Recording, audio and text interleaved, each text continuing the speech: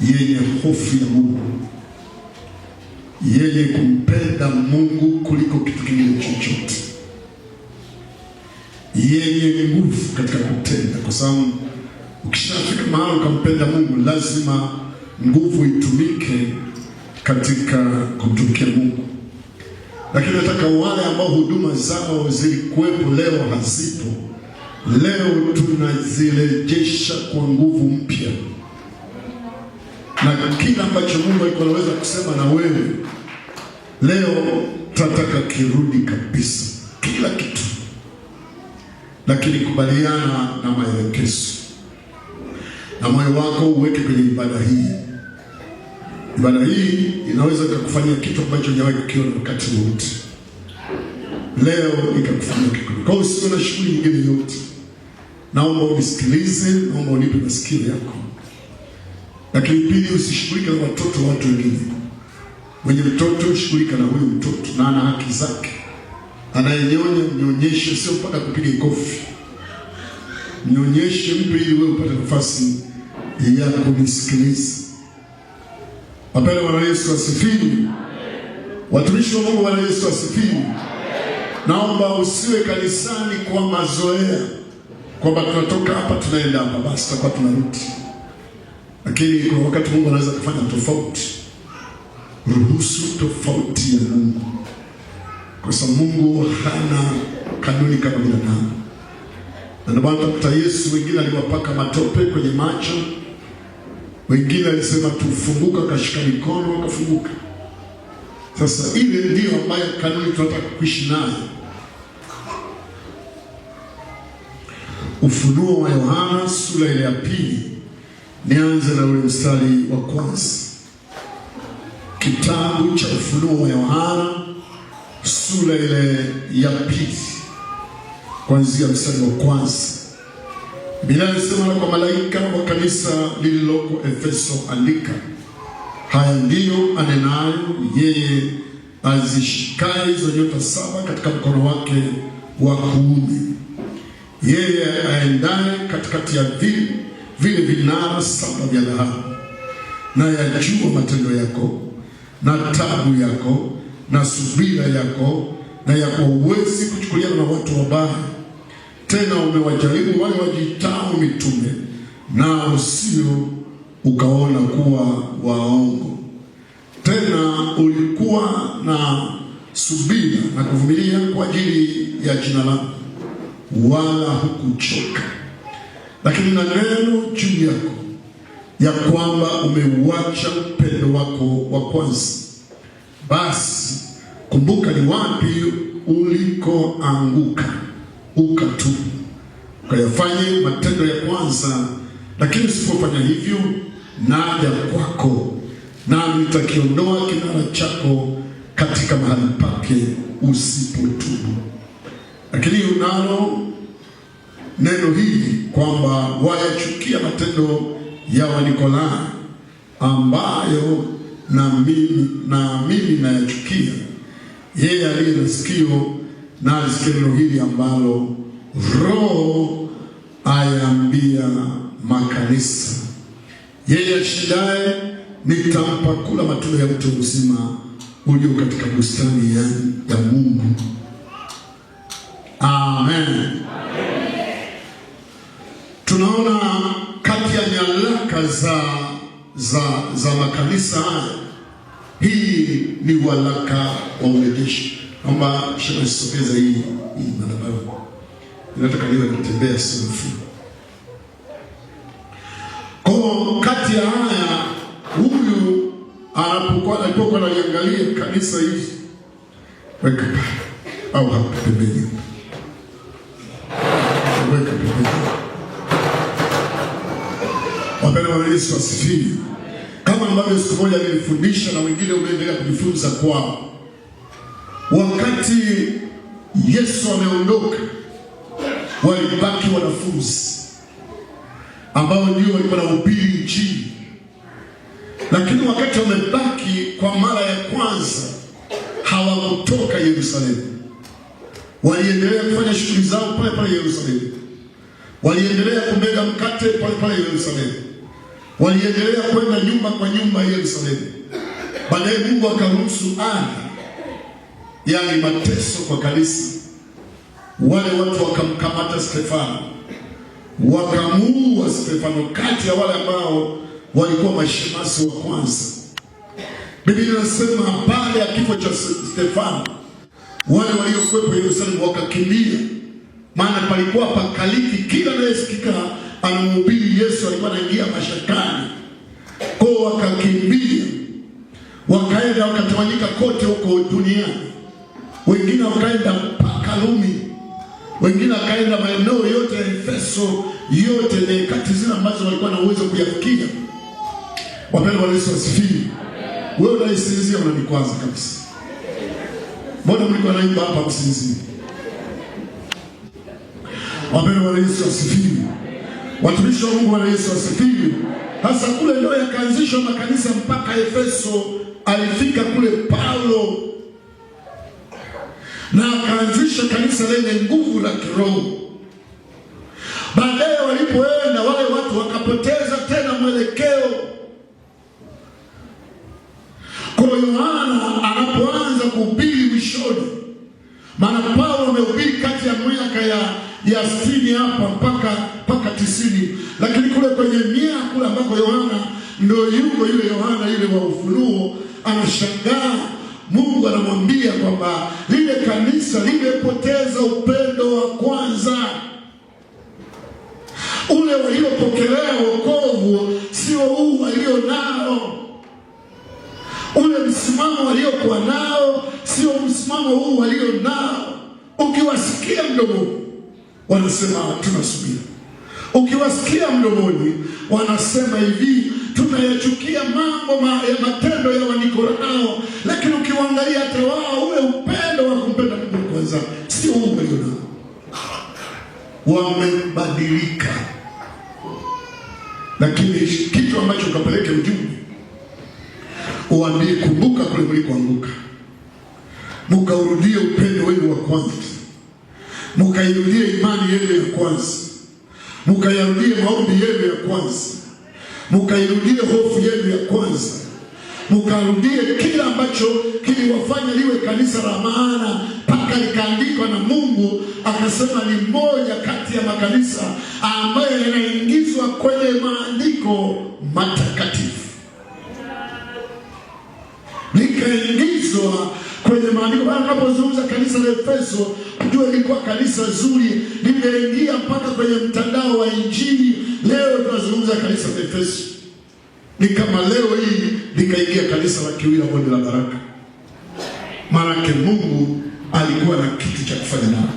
Warejeshe, warudi, waangalie matendo yao ya kwanza, waangalie vile walivyoipokea ile imani, waangalie vile ambavyo Mungu akawapa nafasi kabisa ya kwamba ni kanisa la mfano.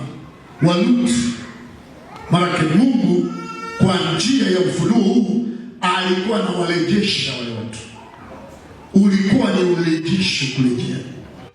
Kurejea kama vile nilikuwa naenda namna hii. Wapendwa, Bwana Yesu asifiwe. Lakini kuna kitu ambacho sijakifanya kule nilikoanza, kuna kitu sijafanya. Narudi kuanzia pale nilipofika, pale nilipoanzia kufikia pale. Au ni kama mtu alikuwa anaenda hivi, alitakiwa aende mpaka mlangoni, akaenda mlango huu. Hasa nafika huko anashangaa, mbona mlango nao njia sio pana kama ule? Kwa nirudi pale nilipopotelea, nikaanze pale, nirudi kule ambako ndio natakiwa kwenda. Maana huko nakwenda sio mlango mpana kama nilivyokusudia kuona, na kaona kama mlango kadogo, kumbe nimepotea, kumbe sienda kama nilivyokusudia. Na ndivyo ilivyo hata kanisa siku za mwisho, kule ambako Mungu anataka tuende, hatujaenda kule. Kuna mahala tumechepuka, kuna mahala tujafanya vizuri, kuna mahala tumepoteza mwelekeo, kuna mahala kama tulivyo kuanzia mimi na mke wangu na baraza la wazee na mashemasi na viongozi wa idara na Upendo kwaya na Nuru kwaya na Adonai kwaya na washirika wote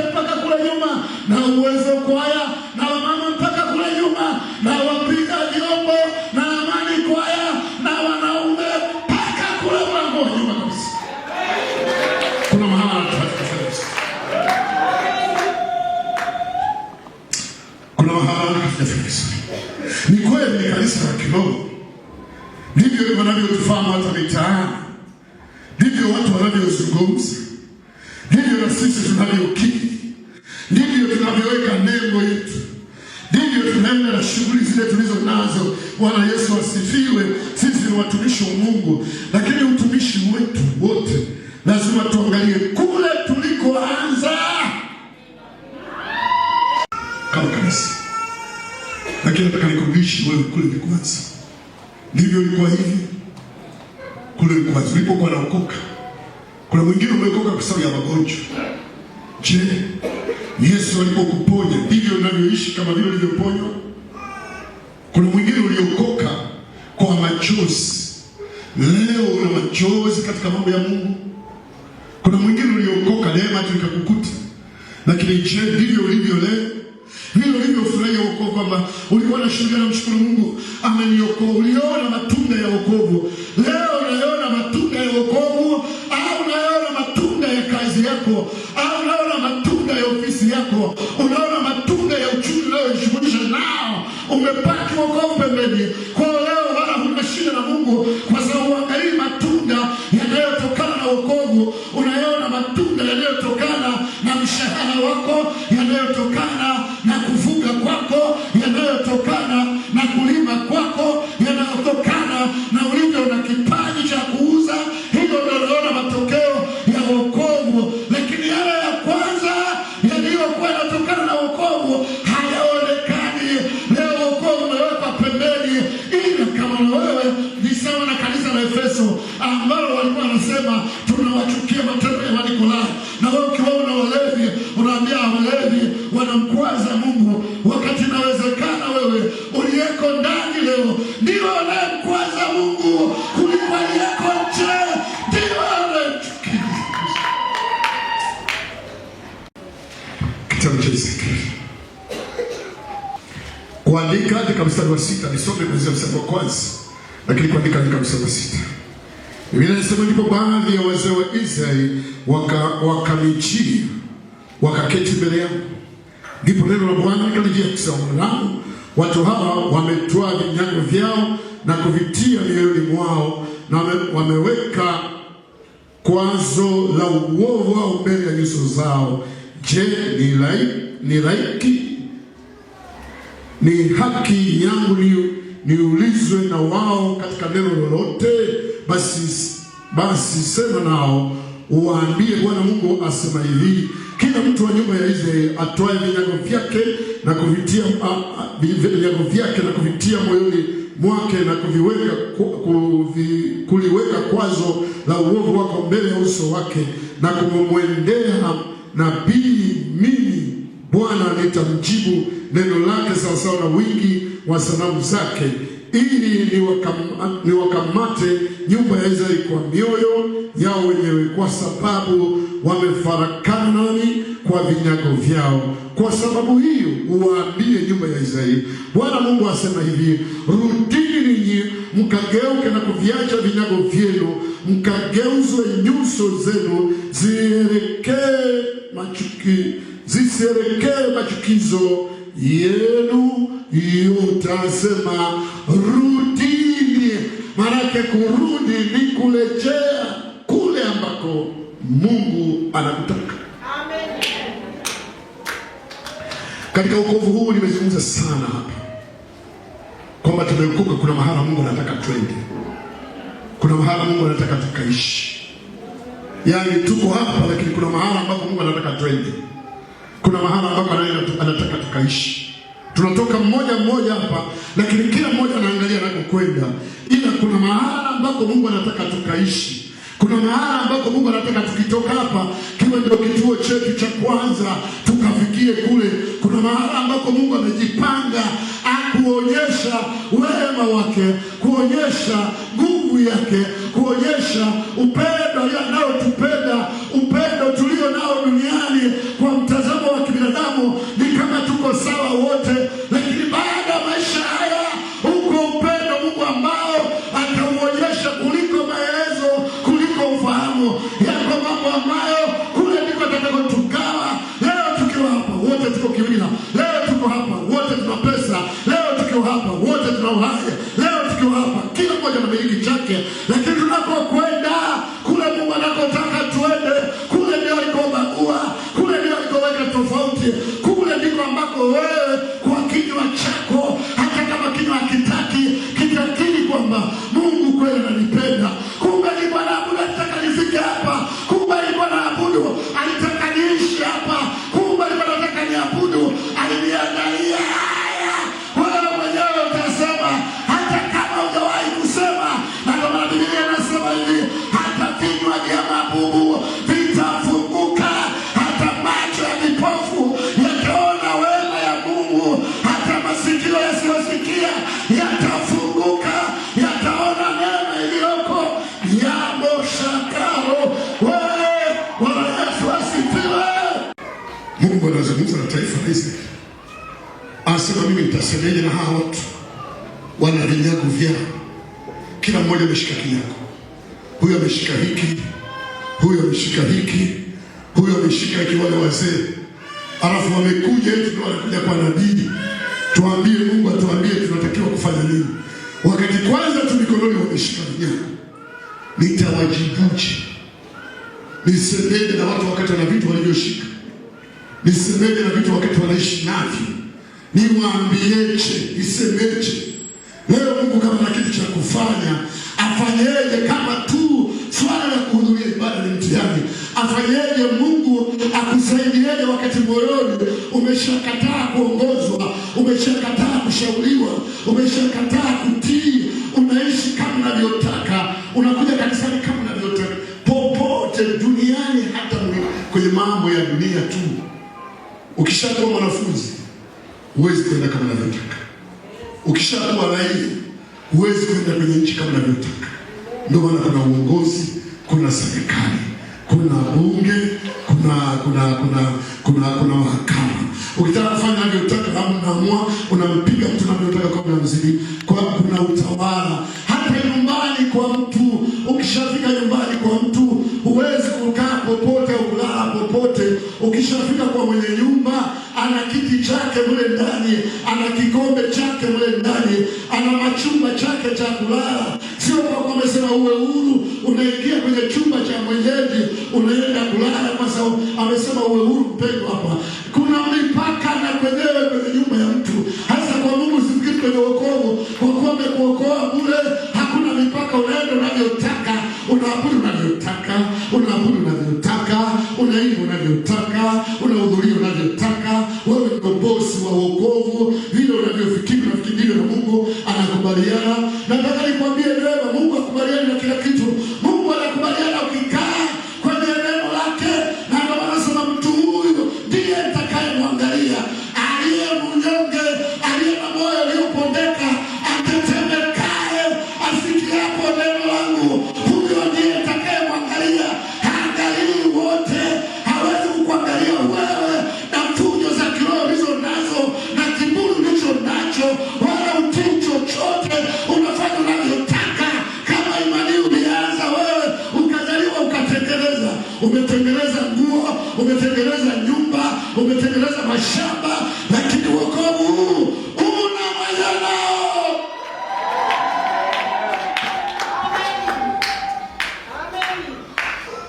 Wapendwa Yesu asifiwe. Wapendwa Yesu asifiwe. Kanisa la Mungu, Bwana Yesu asifiwe. Na ndio maana mchana wa leo nataka niseme na wewe, rejea kule ulikotokea, rudia kule ulikotokea, angalia wapi hujafanya vizuri. Wewe ulikuwa mwimbaji mzuri, leo huwezi kuimba. Ulikuwa mwimbisha sifa mzuri, leo huwezi kuimba. Ulikuwa unategemewa na kanisa, leo utegemewe. Ulikuwa unaaminiwa, leo wana mashaka na wewe. Uzembe huu unatukana nini? Kuna mahali, kuna kitu. Na kelele hizi tunazosikia, maana wengine wanaabudu, lakini tuna kelele nyingi masikioni mwangu kama mchungaji. Kelele nyingi. Fulani fulani kelele nyingi. Kuna watu mna kelele, yaani maisha yenu yana kelele kuliko hata kengele ya ile wanayogonga pale Roma, pale Ligogwe. Yaani wewe kelele zako ni nyingi. Amen. Watumishi wa Mungu, Bwana Yesu asifiwe. Watumishi wa Mungu, Bwana Yesu asifiwe. Kanisa la Yesu, Bwana Yesu asifiwe. Lakini nataka nirudi, sababu kubwa ya kurejea nyuma ni pale ambapo moto wa madhabahu ya kiroho umezimika. Kitabu cha Mambo ya Walawi sura ya 6 mstari wa kwanza mpaka mstari wa 13. Biblia inasema Bwana akanena na Musa na kumwambia haya, waagize Haruni na wanawe, uambie amri ya sadaka ya kuteketezwa ni hii. Hiyo sadaka ya kuteketezwa itakuwa pale motoni juu ya madhabahu usiku wote hata asubuhi, na huo moto wa madhabahu utawaka juu yake usizimike. Naye kuhani atavaa nguo yake ya kitani na suruali zake za kitani atazivaa mwilini mwake, naye atayazoa majivu ambao huo moto umeiteketeza sadaka juu ya madhabahu. Kisha atayaweka kando ya madhabahu. Kisha atayavua mavazi yake na kuvaa mavazi mengine. Kisha atachukua yale majivu kwenda nayo nje ya marago hata mahali safi, na huo moto ulio madhabahuni atautunza uwake daima juu yake usizimike. Naye kuhani atateketeza kuni katika moto huo kila siku asubuhi, naye ataipanga sadaka ya kuteketezwa juu yake, naye atayateketeza mafuta ya sadaka za amani juu yake. Moto utatunzwa uwake juu ya madhabahu daima usizimike. Moto utatunzwa juu ya madhabahu daima usizimike. Hii ni kwa sheria ya ibada za zamani, lakini sheria ya ibada za leo katika Agano Jipya, madhabahu yake hayako nje, yako ndani mwako. Hiyo nafsi yako na roho yako ndiyo madhabahu ya Bwana ambaye anataka moto usizimike. Maana ukizimika ndio kinarudi Kiswahili cha zamani cha poa cha nini, vinarudi Kiswahili ya jambo. Kishazimika moto, kila kitu nataka sheria. Lakini wakati sheria haimhusu mtu wa rohoni, sheria ni kitu kidogo. Mtu wa rohoni kitu kikubwa kwake ni Roho Mtakatifu. Yeye ndiye anamuongoza. Kabla haja sheria hajasema, Roho Mtakatifu ameongea na hiki kinachofanya sio chenyewe. Mazungumzo haya sio yenyewe. Tabia hii sio yenyewe. Lakini kuna watu ambao anakwenda kanisani anasema, mchungaji atanifanya nini, mbona naye ni binadamu. Wanakwenda kanisani. Wanakwenda watu kanisani, hasikii mwalimu wa kwaya wala mwenyekiti wala mzee wa kanisa. Yeye ndio topu, kila kitu kiko kwake. Hiyo ni roho nyingine, kwa sababu moto ukishazimika ni rahisi kuja na vitu vingine. Lakini kama moto unawaka, hakuna kitu kitakachokaa kwenye moto, hakuna kinachokaa kwenye moto. Inzi hakai kwenye moto, chochote hakikai kwenye moto.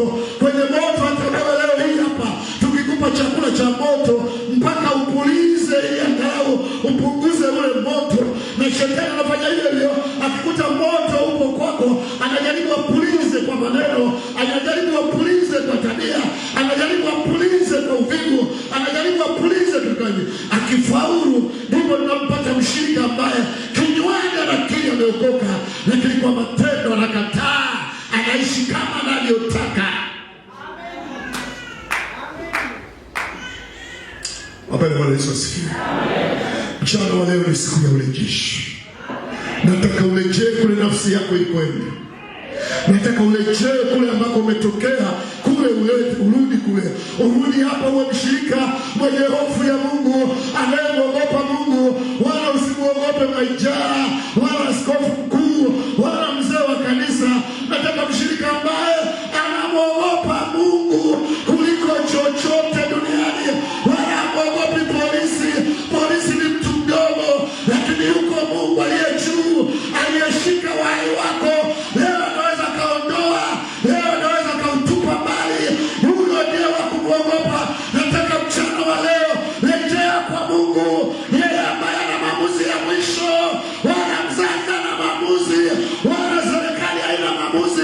Yuko Mungu, yuko Mungu, kanisa la Mungu, yuko Mungu wa Ibrahimu, yuko Mungu wa Isaka, yuko Mungu, yuko yeye mwenyewe, wala hajaangalia mtu. Wapendwa, Bwana Yesu asifiwe. Watu wa Mungu, Bwana Yesu asifiwe. Kanisa la Mungu, Bwana Yesu asifiwe. Yuko.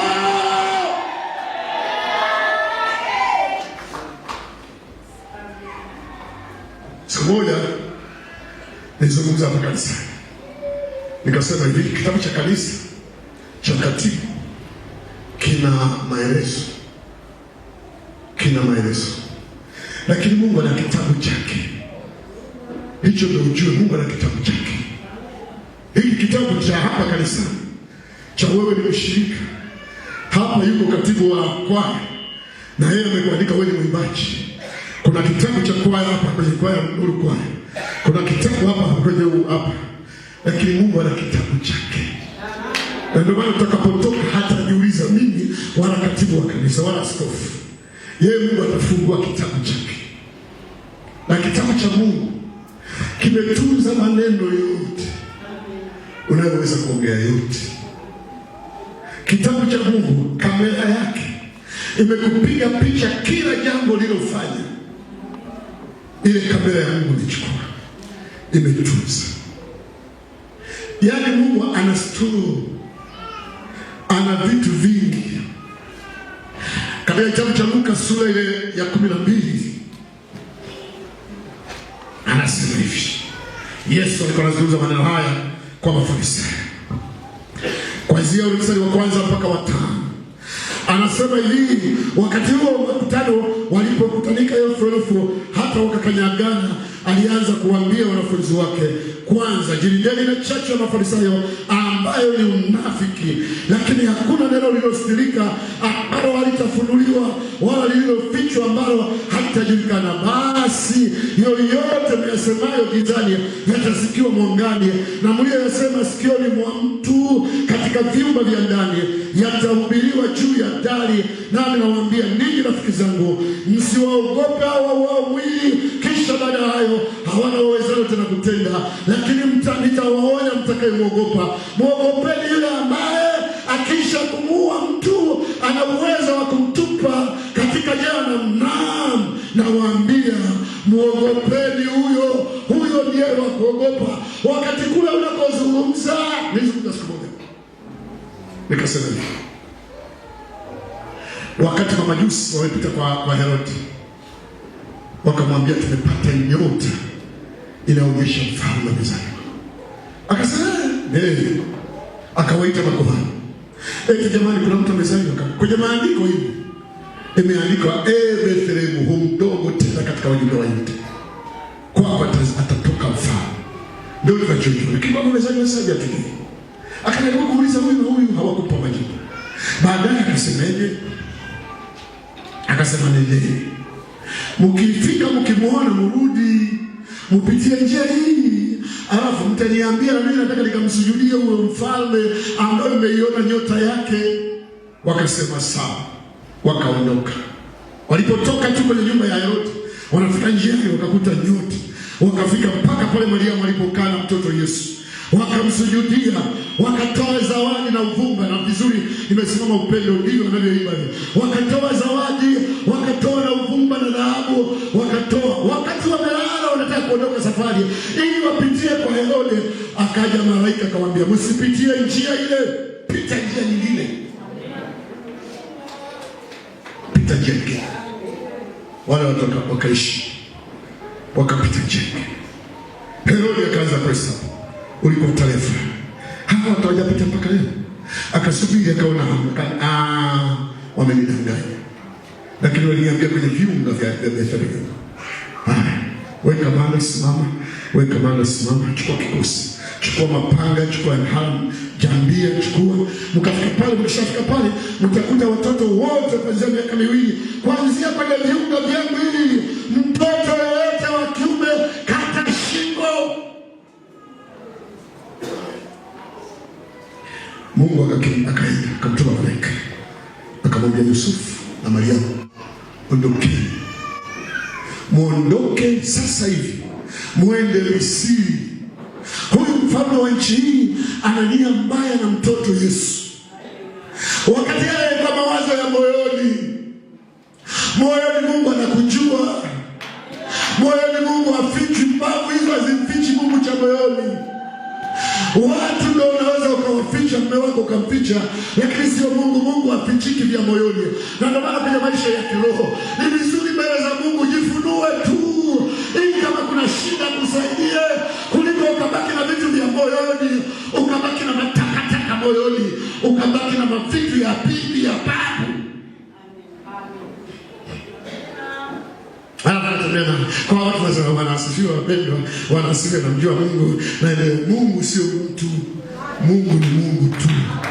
Na ndio maana tunatamani kila mmoja asalimishe maisha 100%.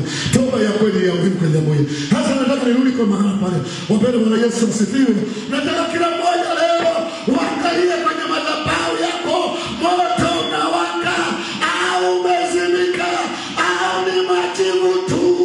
Na kama ni majivu hufiki tunapokwenda, na kama ni majivu utakuwa kwazo la namna yote kwenye kazi ya Mungu. Utakuwa kwazo kwa kila eneo, utakuwa kwa sababu moyoni kwako moto umezimika. Shetani anaingia anatoka kwa uhuru, wala hana shida, wala hakemei.